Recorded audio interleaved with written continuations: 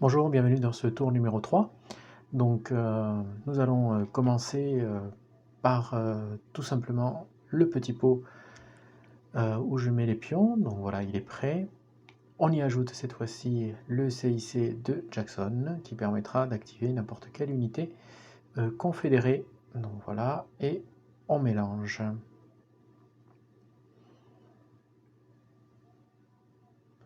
Alors on va commencer tout simplement, donc là c'est la phase qu'on vient de faire, hein, les pions. Maintenant on va commencer par la phase d'artillerie. Les tirs d'artillerie n'ont pas été vraiment très efficaces. Alors ici on a pu faire reculer, l'Union a réussi à faire reculer ici. Cette artillerie a réussi à faire reculer là. Après le reste ça a été raté. Ici il y a eu un très très beau tir ensuite sur là, mais ça n'a fait que reculer Jerry, mais ce qui est déjà pas mal. Et ensuite le reste n'a pas tiré. J'ai déplacé en hauteur dans les maïs. Alors elles peuvent aller dans les maïs, ça coûte 3 points. Je ne peux pas tirer à travers un maïs, mais je peux tirer depuis un champ de maïs. Là, il y a bien eu un tir de désengagement, mais raté. Donc j'ai pu déplacer l'unité, hein, c'est celle-ci, jusque là, à travers la route. Ici, bien sûr, en payant le surplus. Nous allons passer donc à la phase suivante, qui est donc celle-ci. Et si jamais quelque chose d'intéressant se présente, je le filmerai. Surtout s'il y a des mêlées, pour vous montrer en fait comment ça se déroule, puisque dans la première vidéo je m'étais trompé au niveau de la lecture des résultats, ce que je vous disais dans la vidéo numéro 2, enfin dans le tour 2. Donc voilà, donc cette fois-ci je voudrais vous montrer quelque chose qui soit vraiment dans les clous. Allons-y. Il s'agit donc d'une activation complète, donc je vais en profiter et puis je vais vous montrer comme ça, combat et mêlée, cette fois-ci dans les clous. Donc je vais activer Ronald qui est là. Alors, comme elle a été utilisée, on l'écarte.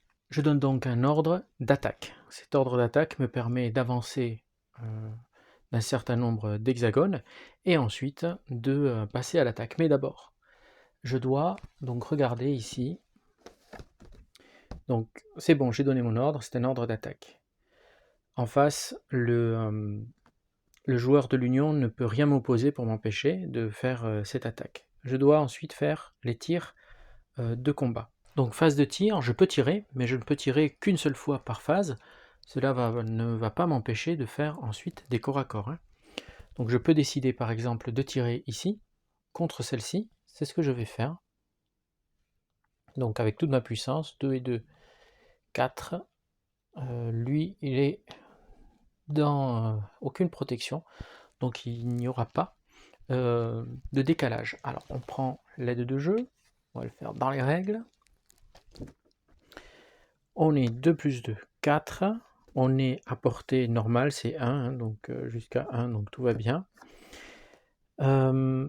Ensuite, on regarde ici. Il n'est pas dans les bois, il n'y a rien qui nous intéresse. Donc il n'y aura pas de décalage. On est sur le 4 et on doit faire le G. Cette unité est soutenue par celle-là, donc sa CR sera de 4. On va jeter les dés. 54. Donc table de 4, 54. On arrive ici, 2, 4. C'est en plein dedans. On retourne. Et on jette donc les dés sur cette table ici.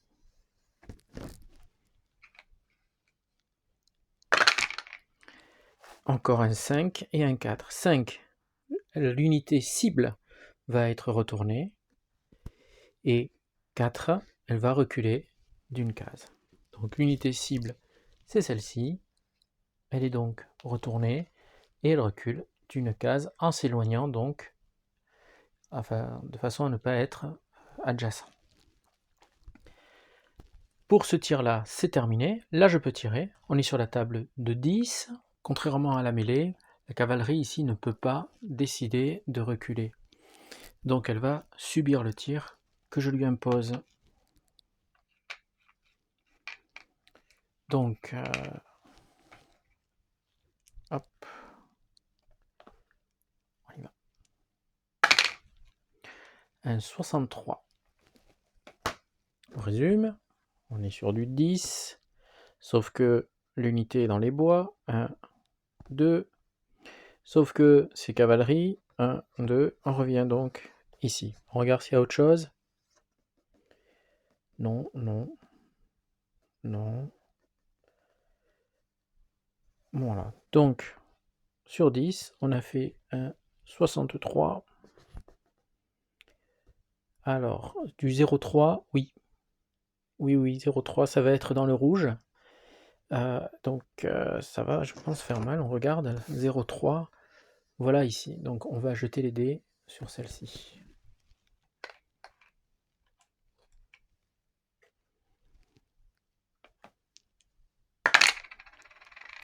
6 et un 2. Un 6. D, oh, D. Donc les unités hein, sont flippées. On retourne donc l'unité. Et on la fait reculer de 2. Donc 1, 2 sur la route. Je ne peux pas avancer, hein, c'est un tir. Je ne peux avancer qu'après une mêlée.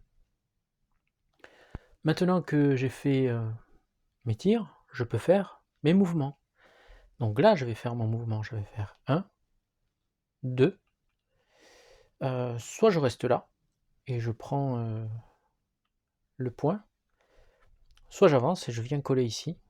C'est comme je veux. Mais elle va s'enfuir. Donc je vais rester là.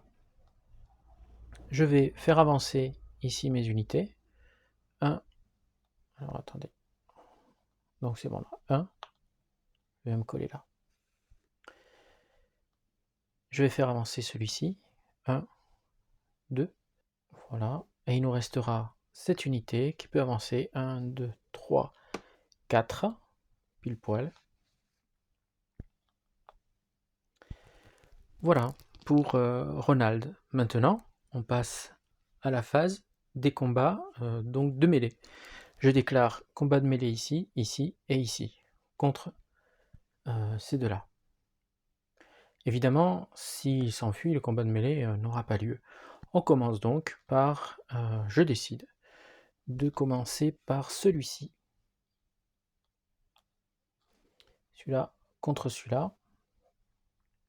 Donc ça va faire d'abord le tir défensif de la part de celui-ci. Donc la cible, cette fois-ci, devient Ronald. La cible du tir défensif de Crawford. Donc ce tir défensif, on est à peu près au même niveau. C'est un tir normal, on est adjacent de toute façon, donc c'est colonne de 3. Et il n'y a pas de décalage, on va vérifier. Colonne de 3, non, non, non, non, non. Voilà, donc colonne de 3. Je vais rapprocher, où je vais le mettre là, je pense que là vous voyez aussi bien, non? Voilà. C'est un 46 sur la colonne de 3. 1, 2. Il a 3, mais il est soutenu. Donc, il ne se passe rien. Enfin, c'est lui plutôt. C'est lui la cible. Ouais, j'ai commencé à faire une erreur. Donc, il ne se passe rien. De toute façon, c'est 2-5, ça passe pas. Je peux donc maintenant faire mon combat au corps à corps. Donc pareil, hein, 2 plus 2, ça va nous faire 4. On a donc une puissance de 4. On va regarder ici s'il y a quelque chose de particulier. Alors, est-ce que je surpasse ou pas? Donc 4 contre 3, non, ça va faire du 1 contre 1. Donc rien ici. Est-ce que les SP sont des SM ou non, ce sont tous les deux des R, donc ça ne change pas. Est-ce que mon CR est plus grand que celui de l'ennemi? Oh oui, de toute façon, un seul, oui. Donc oui, donc je vais décaler vers la droite, en ma faveur, en la faveur du confédéré. Est-ce qu'il y a une question de slope ou pas? Non. Non, non, non. Donc non. On peut donc jeter les dés sur la colonne de 4 plus 1, 5. Sur la colonne de 5. 4 et un 1 sur la colonne de 5. 41 ici. 1, 3. C'est bon, l'ennemi va être touché. On va maintenant lancer les dés là. Donc c'est sur la colonne verte.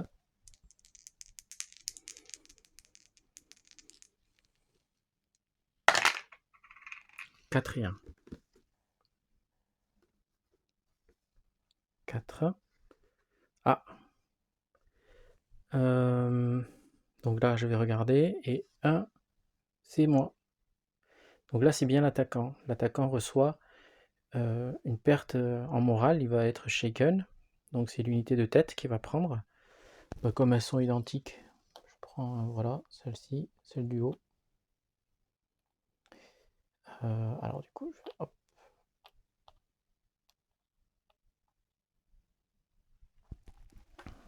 Faudrait commencer dans l'ordre peut-être. Donc ici, BD. Donc celui-ci me pose souci, BD. Donc on dit que si l'attaquant surpasse le défenseur de 3 contre 1, on met un dé. Et si le défenseur surpasse l'attaquant de 3 contre 1, c'est un AD. Pardon, c'est un AD. Or ici, c'est le cas ni pour l'un ni pour l'autre. Donc je considère que c'est un dé, ou je considère que c'est rien du tout. Ou alors, il ne faut jamais lire plus que ne dit la règle. Si la règle ne dit pas autre chose, ça veut dire qu'il n'y a aucun effet. Tout simplement. Donc aucun effet. On va faire comme ça. Donc ça, c'est bon. Ensuite, cette unité va attaquer celle-là. Donc d'abord, tir défensif. Alors je peux attaquer plusieurs fois le même hexagone, mais une unité ne peut pas attaquer plusieurs fois. Hein. On est d'accord. Donc celle-ci attaque là. Donc on est sur la... Il n'y a rien. En dessous, c'est la même chose. Donc il n'y a aucun décalage pour le tir défensif qui est sur la colonne de 3. Donc sur la colonne de 3, allons-y. Ça a failli être un gros, mais c'est 21 sur la colonne de 3. Il n'y a rien. Il ne se passe rien pour le tir défensif. On passe donc au corps à corps. Il a une puissance de 7. Est-ce que... Je le dépasse. Je suis plus haut que lui. Donc on va décaler de combien? Je suis 2 fois plus haut, donc c'est du 2 contre 1. Je vais décaler de 2 colonnes. Donc 7, 8, 8, 9, 10. Je vais me retrouver sur la colonne 10, 11. Ma CR est plus élevée que la sienne. Je décale encore. On est sur la 12, 13. Allons-y. On est donc sur la colonne 12, 13. Avec un score de 34. 12, 13, 34. Ça fait du 0,1 pour le jaune ou du 2,5. Ça sera donc du 2,5. On jette les dés. Ouf, un 6 et un 5. Donc c'est sur du vert, hein, je vous montre. Voilà, 12, 13, c'était sur du 2,5. Donc on a un 6 et un 5. Un 6 ici, D2, et un 5. Il prend en plus un moral et il recule encore de 2. Voilà, c'est comme ça qu'il faut le lire. Moi je m'étais trompé les fois d'avant, je croyais que c'était l'attaquant, quoi. Mais non, pas du tout. Donc on résume, on va le faire dans l'ordre. D2, donc il n'y a qu'une seule unité. Comme elle est déjà retournée, test de break. Tout de suite. Donc elle a 3. C'est au-dessus. Elle est donc brisée. Le résultat est 2 fois supérieur à sa CR, donc elle va directement dans la case de piste 2, broken. Elle va ici. Hop. Est-ce que j'ai le droit d'avancer? Oui, je peux. Donc j'avance. Celle-ci attaque donc celle-là. Nous sommes d'abord un tir, je pense qu'il va faire mal celui-là.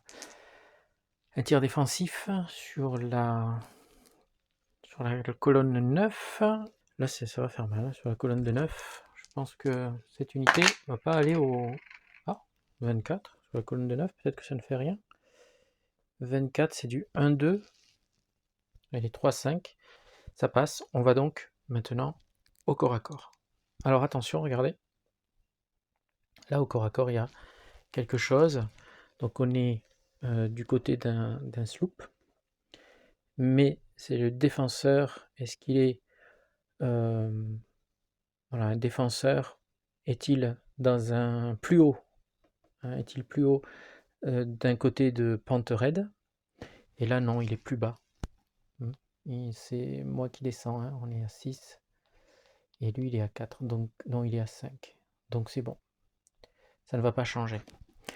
Donc on est sur la colonne de 3 à la base. On regarde.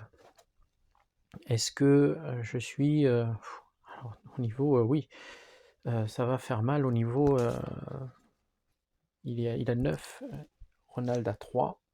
Il est donc 3 fois supérieur. Donc je vais décaler de 3 colonnes. C'est du 3 contre 1. Donc on est sur la colonne de 3. 1, 2, 3. On se trouve ici. Voilà.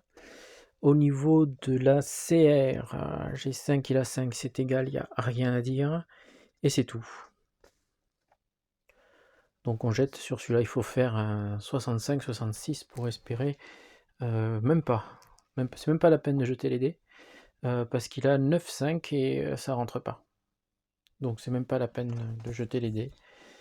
On va simplement jeter pour le... ici. Même s'il n'y a pas d'effet, bon, on les jette pour acquis de conscience, on sait jamais. Mais non. Voilà, hein, donc il n'y a rien. Et du coup, on jette les dés, cette fois-ci, pour le moral. Parce que même s'il n'y a pas de résultat, on le jette. Et c'est là où il peut y avoir, c'est là où je me suis trompé la dernière fois, mais totalement, il peut y avoir des résultats pour les deux. Hein. Donc, on y va. Ouh là là, 2-6. Ah, je ne sais pas si vous les voyez.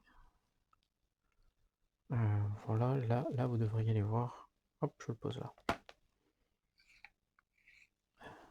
2-6. Donc, c'est toujours la cible. Donc D, la cible doit se retourner. C'est pas A, c'est la cible. Et ici, c'est bien la cible qui est shaken et qui doit reculer de 2. Excellent résultat. Si je m'y attendais. Donc, on commence par le retourner. On lui pose le shaken. Il est passé où? Il est là. Il doit reculer de 2. Et ça va être compliqué. Il va reculer de plus de 2 parce qu'il va dépasser ici. Donc ça va faire 1.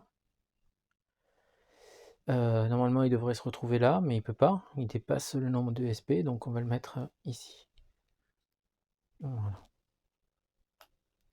Je peux avancer si je le souhaite.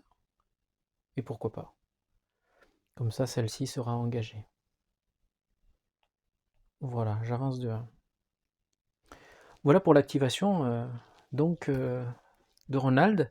Et cette fois-ci, je ne me suis pas trompé au niveau de la gestion des attaques, que ce soit dans le déroulé. Hein. D'abord, on fait l'ordre, ensuite on tire, ensuite on bouge, ensuite on fait la mêlée. Après on rallie, mais là il n'y a pas de ralliement avec cet ordre d'attaque. Et comme il reste encore des pions, ben on va recommencer. Donc voilà. Allez, je fais le reste. J'avais à montrer ce que je voulais vous montrer, ça tombe bien dès le début. Et je vous retrouve une fois que tous les pions auront été sortis et joués. Je reprends rapidement ici. On est, comme vous voyez, déjà bien avancé au niveau des jetons, hein. Il y en a beaucoup qui sont sortis. Pour l'instant, je n'ai eu que des activations limitées ou alors des jetons. Alors les jetons en fait Common Confusion sont sortis très très vite, et Fog of War et Fortune de guerre. Donc en fait personne n'a vraiment bougé, hein. Les ordres et les contre-ordres ont fusé. Mais là, enfin, Jerry a été activé pour l'Union. Et après un tir raté ici, là il y a un tir qui a réussi à passer contre lui. Et le résultat est intéressant puisqu'on a eu un... Donc le tir est passé et on est dans la case jaune. On a eu un 1, donc rien, mais on a eu un 5. Et ici, vous voyez, il y a le P, panique. Donc je voulais vous montrer parce que c'est la première fois qu'il sort. Donc, on va d'abord traiter le panique pour voir ce qui se passe, puisque c'est nouveau et je ne vous ai pas expliqué ce que c'était. Donc en fait, la panique, hein, cela signifie qu'en plus du résultat normal pour l'unité de tête, donc qui est là-dessous, une autre unité, si elle est disponible, va paniquer. Donc c'est le joueur qui tire, c'est-à-dire le joueur de l'Union, qui va choisir soit une unité dans l'hexagone qui est ciblée, donc là il n'y en a qu'une, donc celle-là de toute façon elle va devoir partir, et elle va prendre des dégâts de plus.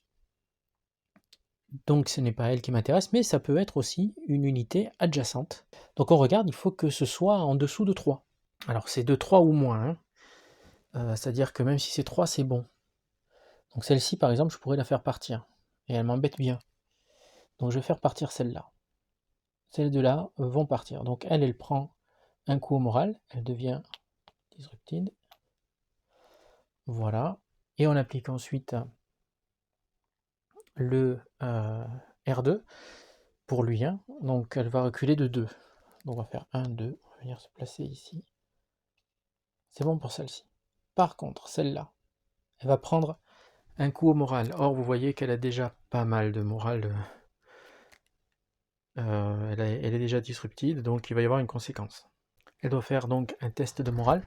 On va faire tout de suite. Hop là. Donc, elle est là. Elle a un moral de 1. Voilà, c'est raté. Donc, on est à 6 en plus. Donc, bon, c'est même pas la peine de regarder, elle va finir ici. Donc, on lui enlève. Et voilà. Comme il s'agissait d'un tir, je n'avance pas. Allez, je reprends la partie. S'il y a quelque chose d'intéressant, je m'interromprai pour le filmer. Voici le champ de bataille à la fin de ce tour 9. Je n'ai pas encore compté les points de victoire de l'Union. Je n'ai pas fait la fin du tour. Je voulais vous montrer un peu ce qui s'était passé. Donc à part les 2 activations que je vous ai montrées qui ont été intenses, eh bien cette fois-ci tout le monde a eu des actions limitées, ou bien ça a continué. Soit actions limitées pour les unités qui sont très très loin, comme là-bas, donc elles peuvent rien faire, soit encore des pions qui viennent embêter, soit en fait impossible de tirer ou de bouger. Donc tout le monde a été activé. Voici l'état du champ de bataille. Comme vous pouvez voir, il y a une grosse poussée ici du sud. En fait, mon but, c'est vraiment de les bousculer ici. Et avec cela, venir donc de ce côté, soit pour percer là. Je pense qu'il est possible ici de venir de les couper en 2. Parce que là, il me semble maintenant assez difficile dans les 2 tours qui restent d'arriver là. Donc je pense que je vais foncer dans la pampa, voir ce qui se passe. Au niveau des points de victoire, je vais compter ça rapidement. On est donc à 50 points de victoire pour l'Union. Les unités, l'unité qui était disponible n'a pas réussi à rentrer. J'espère que la prochaine fois, ces unités pourront rentrer sur le prochain tour des Confédérés. Parce qu'il manque vraiment à l'appel. Voilà, donc c'est bon pour ce tour 9. Encore un petit avis, c'est très frustrant de ne pas pouvoir activer les unités comme on veut. C'est très embêtant de ne pas pouvoir, justement manœuvrer ou, attaquer ou voilà, mais alors j'adore ça. C'est vraiment, vraiment très, très sympa, de voir les plans, contrecarrés, surtout lorsqu'on joue en solitaire.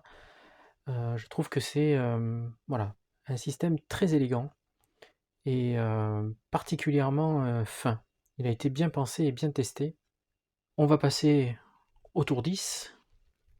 Il sera à 6h40 de l'après-midi et je pense que tout va se décider là. L'artillerie, ici, va pouvoir tirer. On verra.